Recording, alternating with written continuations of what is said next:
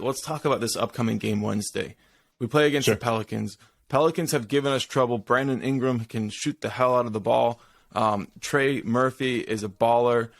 They've got a team that's playing really, really well right now.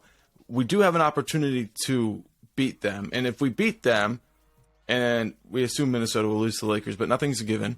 But if something like that happens, we could find our way into the playoffs. But we want to talk just about Wednesday first. So what do we need to do to beat the Pelicans?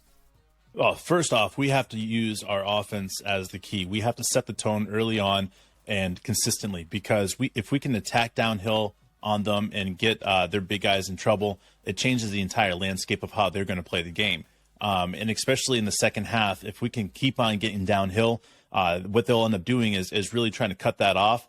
And we'll end up having guys on the floor when they have 2 or 3 big guys on the floor trying to shut us down, getting to the hole. And we'll just have guys hitting and knocking down threes in the second half. So for me, it's all about getting downhill, opening these shots up in the second half, and just taking advantage of them, just being what I would consider lazy on their substitutions. I'm not saying anything negative about their coach, but I've noticed that there is a way that he coaches that I would even consider a lazy substitution way. And it's just because he tries to get certain players more playing time. And I get it. But if I'm looking at the Oklahoma City Thunder, I'm Coach D, I'm circling that and saying that's what we have to do is get him in one of those, pits where he's like, no, this team is going to be all right. This team is going to be all right. They're going to be all right. And we can get up on them, double digits really quickly. So for me, that's what we're going to need to do on offense. So offensively, for us, one thing, let's talk about the defense for New Orleans. They have length on the wing. They can send multiple defenders at Shea. They've defended him as well as anybody. Am I wrong about that?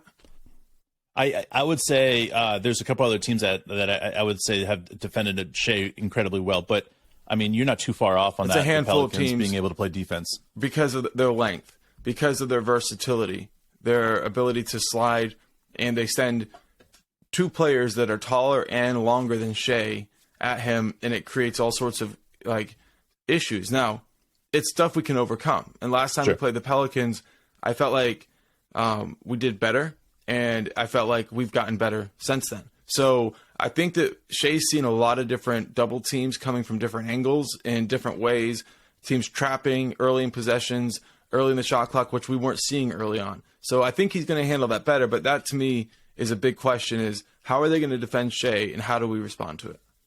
Yeah, and we can look at Shea as that, but I also look at the second team, and I say the second team. I look at Lindy Waters, I look at not Jay Will, but J.R.E. Some of these guys on the second team are going to really have to step up.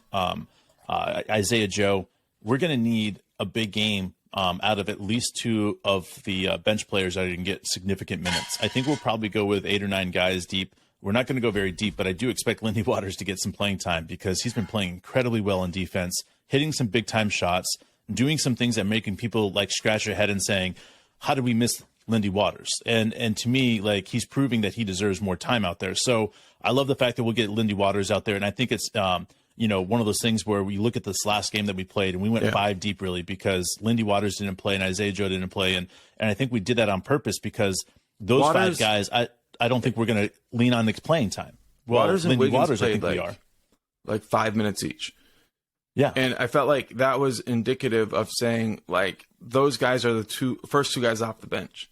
Now, maybe not, I would say that some of the other guys in that game showed coach that maybe he can go to them early.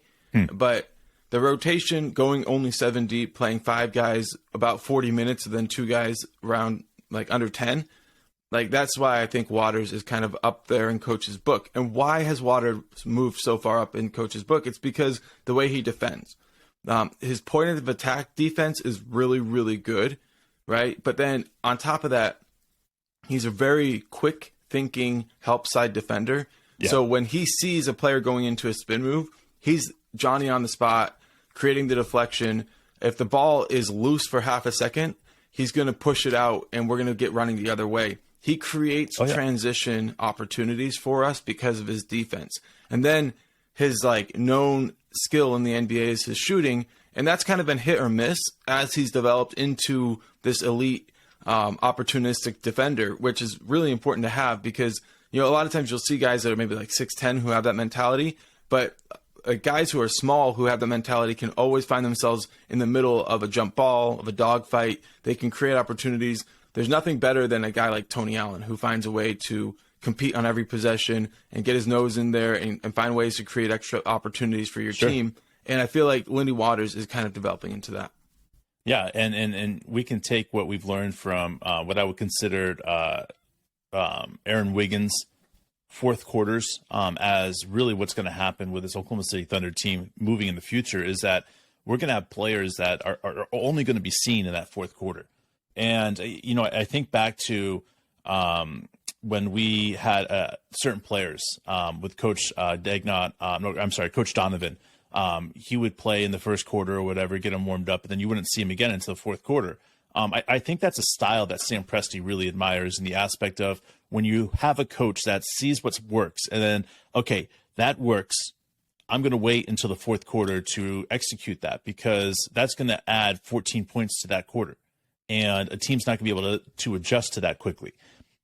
That is, in my opinion, one of the elite things that Coach D does is that he adds Aaron Wiggins or Lindy Waters or Isaiah Joe in that fourth quarter where a team doesn't have a chance to stop and adjust to him. So, you know, guys, Wednesday, look for that. Look for the fourth quarter guy that Coach D is going to put in that you haven't seen a lot in the game in previous minutes that maybe got only 2 or 3 minutes and then all of a sudden gets thrown back out there. And I love it, dude. I love the fact that he rewards these guys for playing really, really hard. And maybe it's not something that you see right away, but they all understand that they work hard, they do what it takes, and they're going to get some playing time. And I think Wednesday night, our defense is going to be the key to winning the game. The way that we're able to close out and get around the screens, the way that we're able to utilize what Dort is really good at and what Jay Will is really good at and getting the extra possessions that we need. If we could get, 3 or 4 charges from Jay Will and same from Dort, and then you throw Isaiah Joe in there, get a couple, we could get extra, 8 or 10 possessions from these guys. And also we're in a situation that we're all looking at this saying, we could win this. And to me, those extra possessions are everything in the game. They always say 6 extra possessions could lead to, any team winning. And that's, as what a referee would say, so they have the power like that. But imagine us taking control of that by adding 8 to 10 possessions in a close game like this, that I think it's going to be like a close game. So to me, it's all about that and what this team can do when the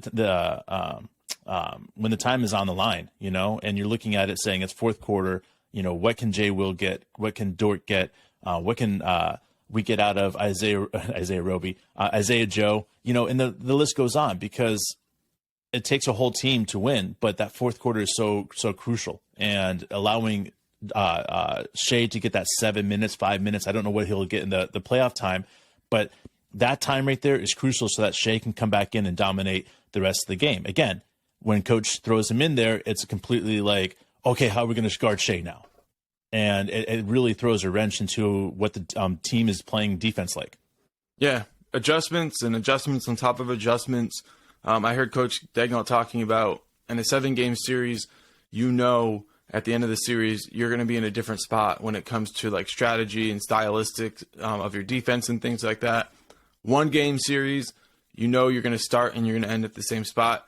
This feels a lot like we're going into the college basketball tournament, and you can never ask for anything more from this young team at this point because, let's face it, their average age is around college age. So Pretty impressive, and this is an experience, win or lose, that they're going to learn from. It's going to be really positive, but we can hope for at least one more game. Hey, we appreciate you guys joining us, and we will see you live for the game. Thunder up, everybody.